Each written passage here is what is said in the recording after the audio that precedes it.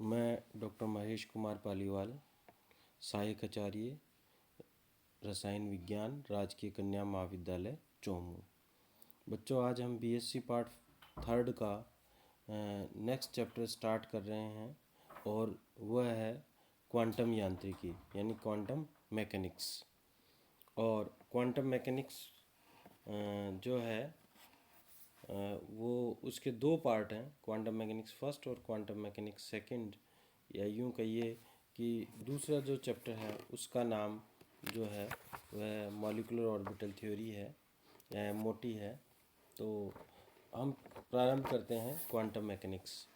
तो सबसे पहले क्वांटम मैकेनिक्स में हमें ये समझना होगा कि यांत्रिकी यानी मैकेनिक्स होती क्या है। तो विज्ञान की वह शाखा जिसके अंतर्गत पदार्थ अथवा द्रव्य यानी मैटर के कणीय पिंडों के गतिकीय गुणों को अध्ययन किया जाता है। यानी कि किसी भी पदार्थ के कणीय पिंडों के गतिकीय गुणों का अध्ययन जिस विज्ञान में किया जाता है उसे यांत्रिकी कहते हैं, उसे मैकेनिक्स कहते हैं। अब देखिए, मैकेनिक्स जो है वह तीन अलग अलग एरा के हिसाब से, या यूं कहिए कि तीन अलग अलग युगों के आधार पर बांटी गई है। पहले जो है वो चिरसम्मत या रूढ़ यांत्रिकी थी। उसके बाद हमने तरंग यांत्रिकी पढ़ी और उसके बाद क्वांटम यांत्रिकी आई।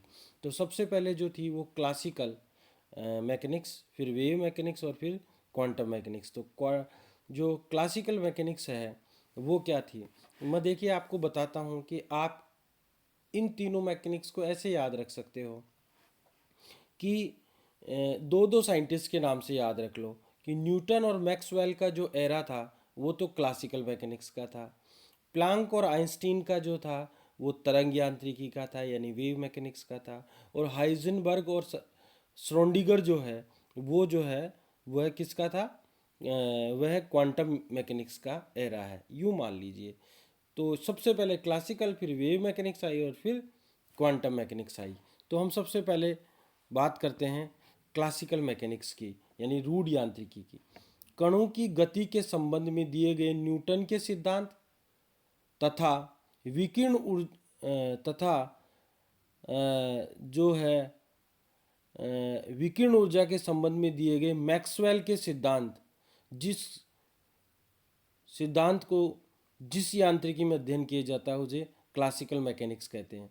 अब देखिए, न्यूटन के सिद्धांत क्या थे, जड़त्व, बल तथा क्रिया प्रतिक्रिया के जो सिद्धांत थे वो तो क्या न्यूटन के सिद्धांत थे।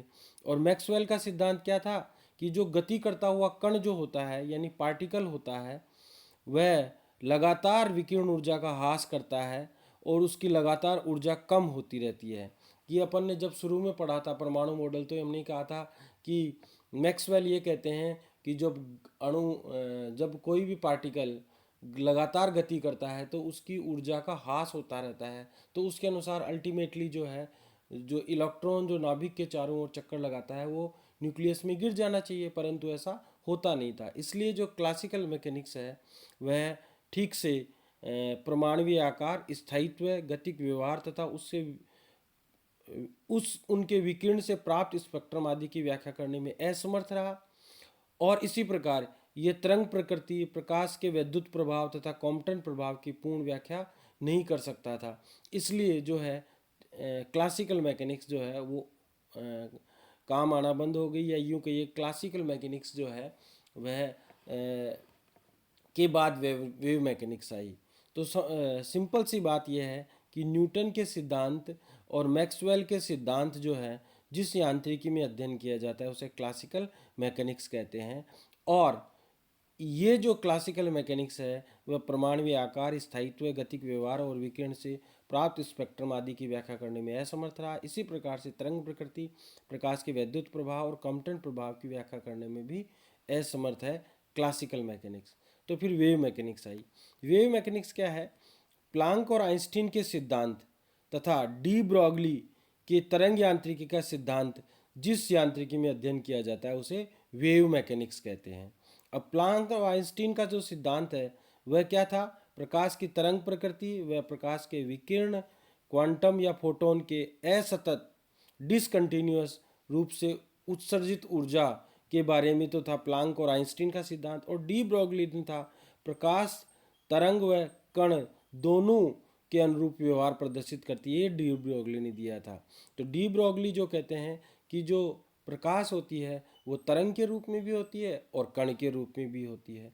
तो प्लांक और आइंस्टीन और डी ब्रोगली के सिद्धांत जिस मैकेनिक्स में अध्ययन करते हैं वह वेव मैकेनिक्स कहलाती है, ठीक है। और उसके बाद आई मॉडर्न जो मैकेनिक्स है या मॉडर्न यांत्रिकी, जिसमें अपन हाइजेनबर्ग और श्रोडिंगर इक्वेशन जैसे श्रोडिंगर के जो आधुनिक सिद्धांत हैं उनका अध्ययन करते हैं, वो जो कहलाती है वो वे क्वांटम मैकेनिक्स कहलाती है। अतः हाइजेनबर्ग तथा श्रोडिंगर के आधुनिक सिद्धांतों का अध्ययन जिस मैकेनिक्स में करते हैं उसे क्वांटम मैकेनिक्स कहते हैं।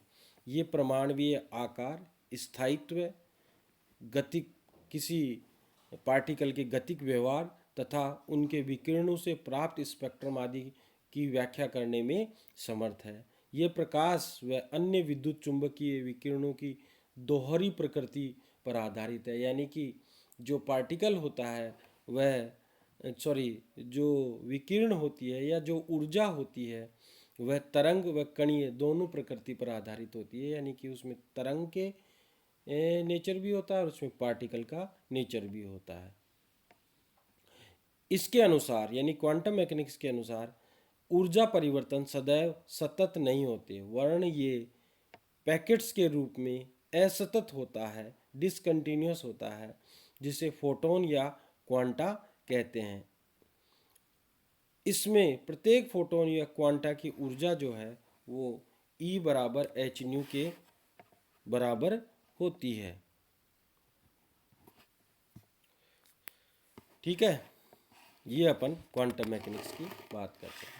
अब अपन एक पहले ब्लैक बॉडी के बारे में बात करेंगे और फिर क्वांटम मैकेनिक्स के जो ब्लैक बॉडी से रिलेटेड जो हैं वो जो नियम हैं उनके बारे में बात करेंगे।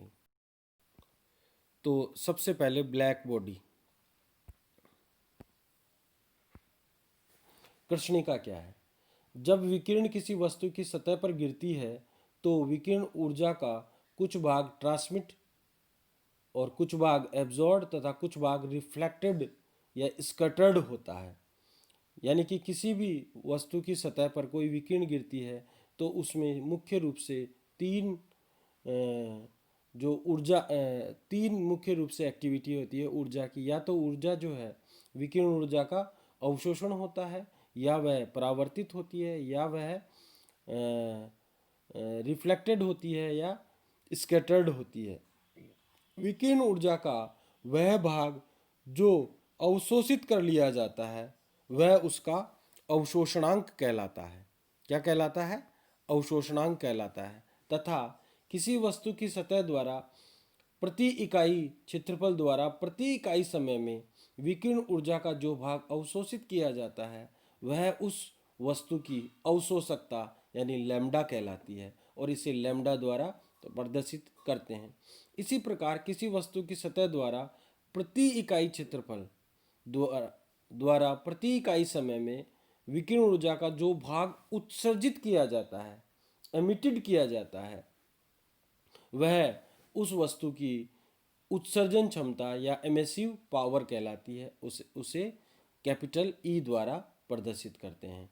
अब देखिए, हमने एक काल्पनिक पिंड लिया है जो ब्लैक बॉडी है।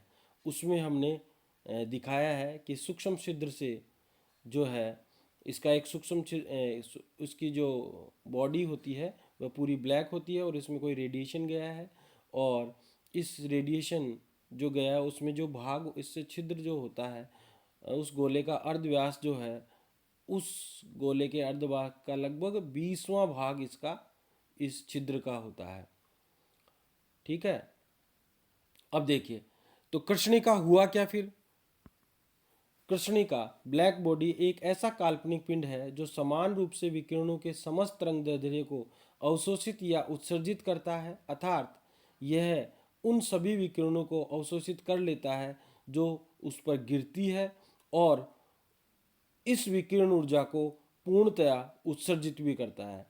किसी ब्लैक बॉडी का अवशोषणांक व अवशोषकता 1 होती है। कोई भी जो ब्लैक बॉडी होती है उसका अवशोषणांक या अवशोषकता हमेशा ई का मान जो होता है लैम्डा का मान जो है वो हमेशा 1 होता है। ठीक है। अब ब्लैक बॉडी रेडिएशन से संबंधित जो है वो कुछ नियम है। वो नियम है, पहला नियम है किरचॉफ्स नियम। इसके अनुसार दिए गए ताप पर समस्त पिंडों की उत्सर्जन क्षमता ई व अवशोषकता का मान जो है, लैम्डा का मान जो है वो या अनुपात जो है वो हमेशा स्थिर रहता है।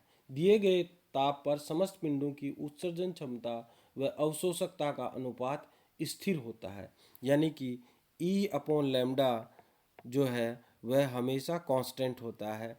या अगर अपन यूँ माने कि हमारे पास ई व ए दिए गए ताप पर कृष्णिका के लिए क्रमशः उत्सर्जन क्षमता व अवशोषकता है, इसी प्रकार से E1 व λ1 दिए गए ताप पर अन्य पिंड के लिए क्रमशः उत्सर्जन क्षमता व अवशोषकता है। तो हमारे पास जो रिलेशन होगा वो E upon lambda is equal to E1 upon λ1 होगा। ब्लैक बॉडी के लिए लैम्डा का मान जो है वह 1 होता है और ए का मान भी 1 होता है, और किसी दूसरी बॉडी के लिए या अन्य पिंड के लिए जो लैम्डा है उसका मान हमेशा 1 से कम होता है, यानी कि E is greater than E1 होता है। ठीक है। अब दूसरा नियम आता है स्टेफन बोल्ट्जमान के नियम। कृष्णिका की सतह पर प्रति इकाई क्षेत्रफल तल से उत्सर्जित विकिरण ऊर्जा उस वस्तु के परम ताप के चौथी घात के समानुपाती होता है।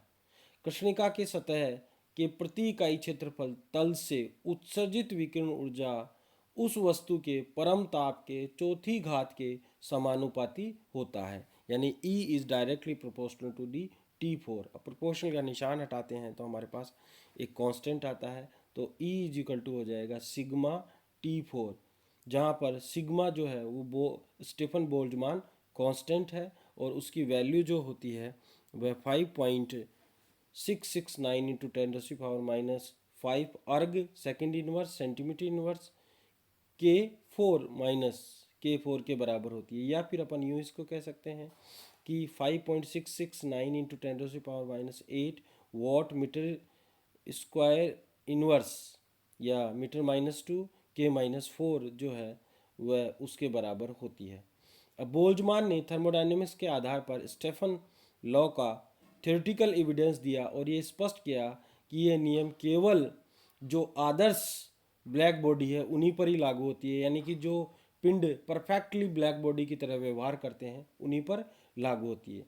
यदि ब्लैक बॉडी की सतह का क्षेत्रफल a हो तथा समय t हो तो उत्सर्जित ऊर्जा जो है वह E इज इक्वल टू हो जाएगी AT sigma T4। Capital A जो है वो ब्लैक बॉडी की सतह का क्षेत्रफल है, स्मॉल t है वो समय है, और सिग्मा जो है वो स्टेफन बोल्ट्जमान कांस्टेंट है, और कैपिटल T जो है वह परम ताप है। अब तीसरा नियम आता है ल्यूमर और प्रिंगसिम का नियम।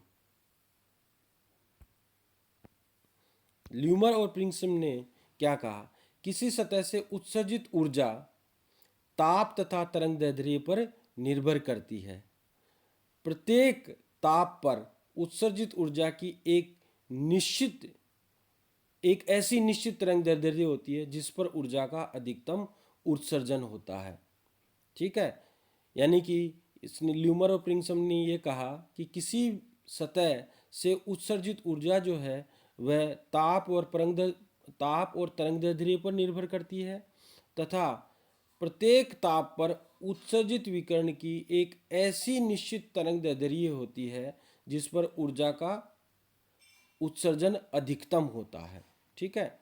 अर्थात उत्सर्जित ऊर्जा एवं तरंग दैर्ध्य के मध्य जो वक्र खींचते हैं उसमें हम पाते हैं कि प्रत्येक ताप पर एक ऐसी तरंग दैर्ध्य होती है जिस पर उत्सर्जन ऊर्जा का मान कम होता है। जैसे ऊर्जा में आपने देखा है, हमने ऊर्जा और लैम्डा के बीच में ग्राफ प्लॉट किया तो देखिए इस ग्राफ में हमारे पास एक T646 आता है जिस पर लैम्डा का मान जो है वह अधिकतम है।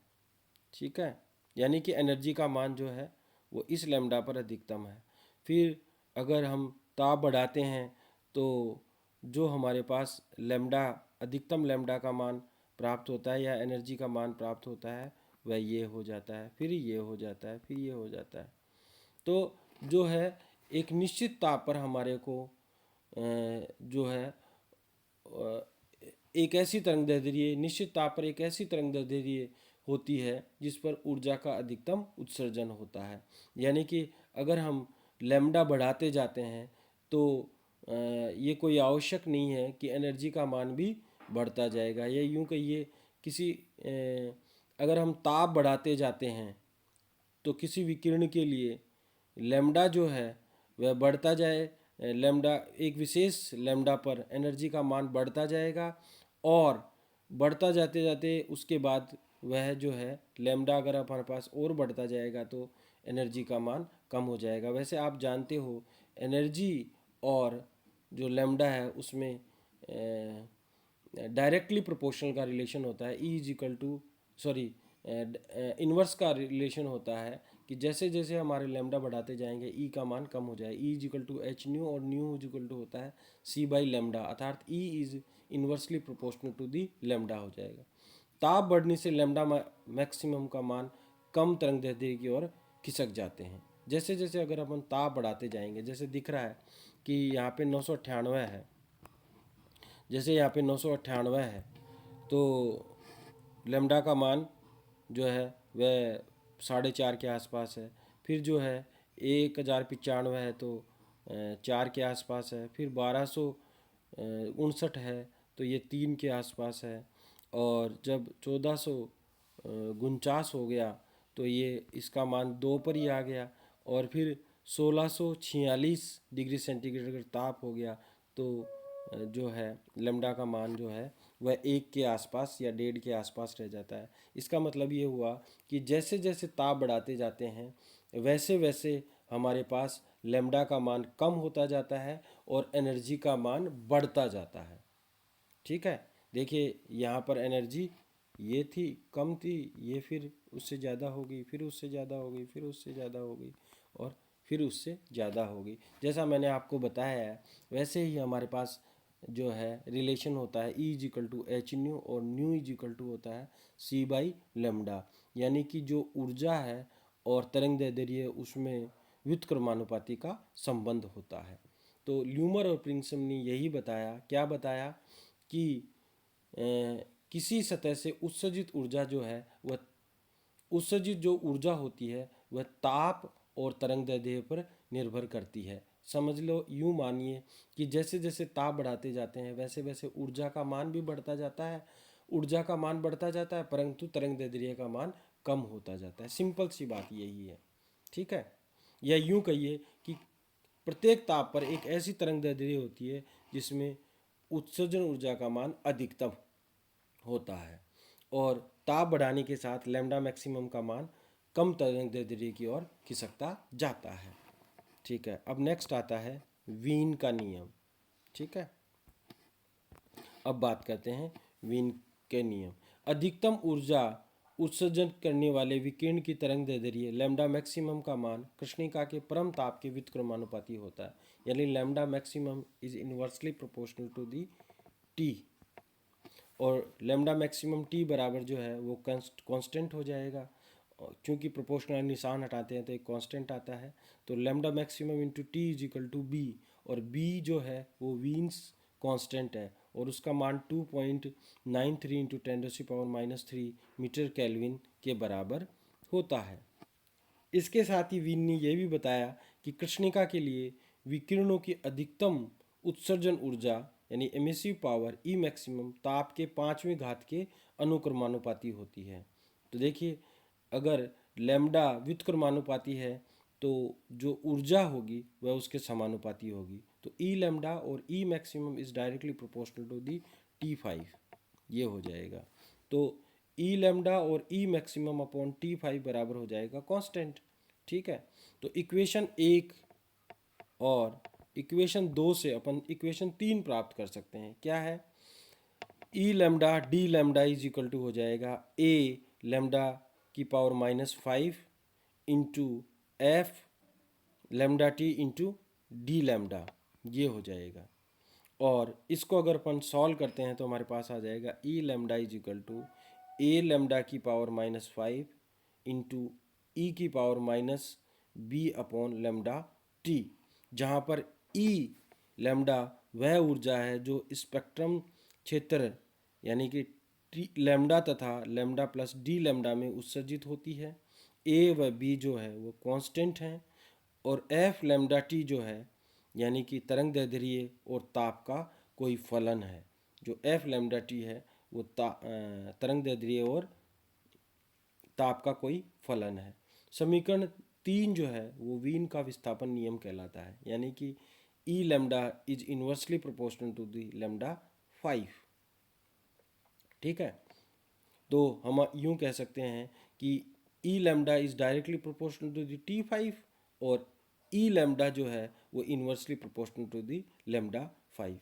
पासन ने बताया कि वीन का ऊर्जा वितरण का नियम तरंग दैर्ध्य के उच्च मानों के लिए भी ठीक है, अर्थात प्रायोगिक मानों से मेल ठीक नहीं है, अर्थात प्रायोगिक मानों से मेल नहीं खाता, जबकि निम्न मानों के लिए ये ठीक है। ठीक है, वीन का नियम। अब नेक्स्ट आता है रिले और जीन्स का नियम। रिले और जीन्स का नियम जो है उसके अनुसार ई लेमडा डी लेमडा बराबर होता है 8 पाई के टी लेमडा की घात -4 डी लेमडा, यानी ई लेमडा इज इक्वल टू हो जाएगा 8 पाई के टी अपॉन लेमडा 4, यानी कि E lambda is inversely proportional to the lambda 4, जहाँ पर के बोल्ट्जमान कांस्टेंट है। ई लेमडा डी लेमडा जो है वह लेमडा एवं लेमडा प्लस डी लेमडा के बीच की उत्सर्जित विकिरण ऊर्जा है, यानी कि लेमडा में थोड़े से परिवर्तन से उसमें विकिरण ऊर्जा में कितना परिवर्तन आता है, कितनी ऊर्जा उत्सर्जित होती है उसका मान है। स्मॉल के इंटू टी जो है वो प्रत्येक कंपन की विधा की औसत ऊर्जा है। अर्थात हम रिले जीन्स का नियम ऐसे कह सकते हैं, किसी विकिरण के लिए अधिकतम उत्सर्जित ऊर्जा तरंग दैर्ध्य की चौथी घात के व्युत्क्रमानुपाती होती है। इक्वेशन जो 4 है वो उच्च तरंग दैर्ध्य के लिए उपयुक्त है, जबकि निम्न तरंग दैर्ध्यों के लिए के मानों के लिए अनुपयुक्त है, यानी कि निम्न तरंग दैर्ध्य मानों के लिए ये लागू नहीं होती है। अब सब बहुत इंपॉर्टेंट बात ये आपको याद रखनी है, उपरोक्त दोनों समीकरण यानी थर्ड व फोर्थ जो है द्वारा पूरे स्पेक्ट्रम क्षेत्र में बने प्रायोगिक वक्र को नहीं समझा जा सकते। इस प्रकार क्लासिकल मैकेनिक्स का उपयोग जो है वो कृष्णिका के ऊर्जा वितरण को समझाने में असफल रहा, अतः इसको समझाने के लिए सही सूत्र जो है वो मैक्स प्लांक ने दिया।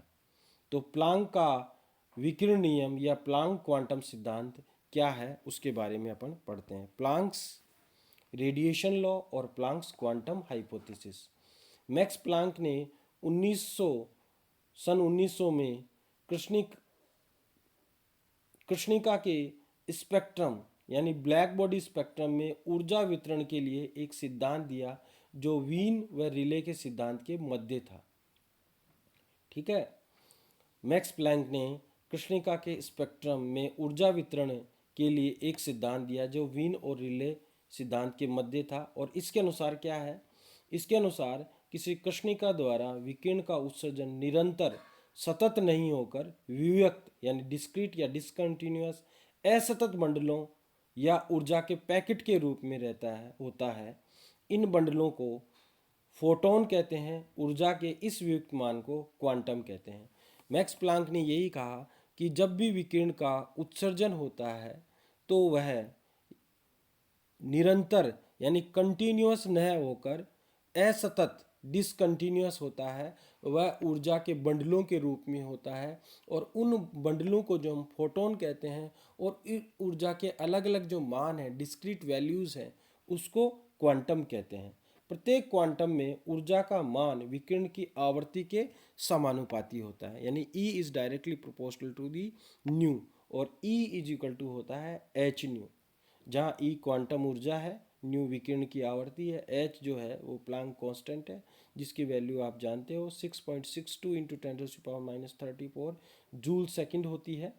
ठीक है, और यही जो है वो प्लांक का क्वांटम सिद्धांत है या प्लांक का विकिरण नियम कहलाता है। और इसमें दिखाया हुआ भी है कि ई लैम्डा और वेवलेंथ के बीच में पर ग्राफ प्लॉट करते हैं तो जो हमारे पास प्लांक का नियम आता है उसकी वैल्यू जो है नीचे वीन का नियम है और ऊपर रिले जीन्स का नियम है, उसके बीच में इस ये कहीं स्टेबल होता है। प्लांक ने और भी बात बताई। प्लांक ने क्या कहा? प्लांक ने बताया कि जो कृष्णिका होती है वो कई दोलित्रों से मिलकर बनी होती है।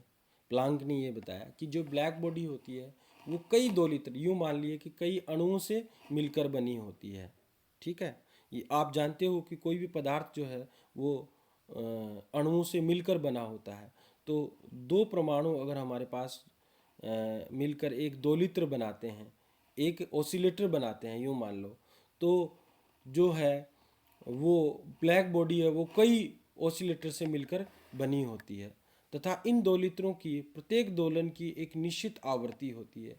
जो वो ऑसिलेट करते हैं वो अलग अलग आवृत्ति से दोलित करते हैं तथा प्रत्येक दोलन की ऊर्जा लगातार सतत नहीं बदलती बल्कि असतत वियुक्त इकाइयों में होती है। अतः प्रत्येक दोलन या तो क्वांटम एनर्जी का उत्सर्जन इकाई क्वांटम के रूप में या फिर इसके पूर्ण गुणक के रूप में करता है, जहाँ जो है यानी कि ई जो है वो एच न्यू या एन एच न्यू के बराबर होता है और एन की वैल्यू 0, 1, 2, 3 कुछ भी हो सकती है। सिंपल सी बात है कि किसी भी ब्लैक बॉडी में जो ऑसिलेटर होते हैं, जो अणु होते हैं, वे समान आवृत्ति से दोलन नहीं करेंगे, यानी कि उनकी ऊर्जा भी समान नहीं होगी क्योंकि आवृत्ति जो है वो ऊर्जा के डायरेक्टली प्रोपोर्शनल है। तो अगर उनकी आवृत्ति समान नहीं है तो उनकी ऊर्जा भी समान नहीं होगी।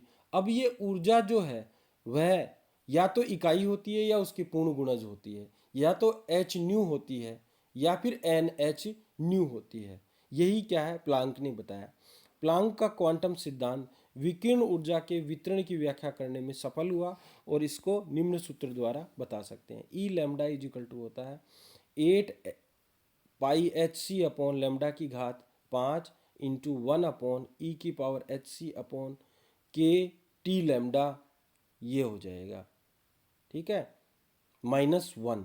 या फिर अपन इसको ऐसे लिख सकते हैं E lambda is equal to हो जाएगा 8 pi H C upon lambda 5 into E की power minus H C upon lambda K T upon 1 minus E की power minus H C upon lambda K T. Equation जो 3 है वो ल्यूमर और प्रिंगसम के प्रायोगिक मानों के समरूप है, जिसे प्लांक विकिरण नियम या प्लांक रेडिएशन नियम कहते हैं। समीकरण 3 निम्न तरंगदैर्ध्य उच्च तरंगदैर्ध्य दोनों पर समान रूप से लागू होती है, अर्थात उत्सर्जित ऊर्जा का प्राप्त सैद्धांतिक मान समीकरण 3 से प्रायोगिक मानों से मेल खाता है। यानी कि समीकरण 3 से जो हम उत्सर्जित ऊर्जा का सैद्धांतिक मान प्राप्त करते हैं वह हमेशा प्रायोगिक मानों से मेल खाएगा। ठीक है, प्लांक, अब इम्पॉर्टेंट बात एक समझिए आप। प्लांक के क्वांटम सिद्धांत को आइंस्टीन ने विस्तृत रूप से बताया कि वस्तु द्वारा विकिरणों का उत्सर्जन व अवशोषण क्वांटम के रूप में होता है तथा उसकी मात्रा आवर्ती पर निर्भर करती है, या तो वह इकाई होती है या उसकी पूर्ण गुणज होती है। आइंस्टीन ने प्लांक के इस सिद्धांत से प्रकाश विद्युत प्रभाव को समझाया। बोहर ने प्लांक के इसी सिद्धांत से परमाणुओं के रेखीय स्पेक्ट्रम को भी समझाया। अतः जो प्लांक का सिद्धांत है वह मॉडर्न मैकेनिक्स पर आधारित है, यानी कि क्वांटम मैकेनिक्स, वेव मैकेनिक्स में जो है उसको बेस लेते हुए, ठीक है, आइंस्टीन और इन्होंने लेते हुए क्वांटम यांत्रिकी के सिद्धांतों को स्पष्ट किया। अब अपन नेक्स्ट क्लास में जो है वो फोटो इलेक्ट्रिक प्रभाव पढ़ेंगे। तो ब्लैक बॉडी की क्या होती है और उससे संबंधित जो नियम है वो किरचॉफ्स लॉ हो गया, स्टीफन बोल्ट्जमैन लॉ हो गया, ल्यूमर प्रिंगसन लॉ हो गया, वीन्स लॉ हो गया और रिले जीन्स का नियम हो गया।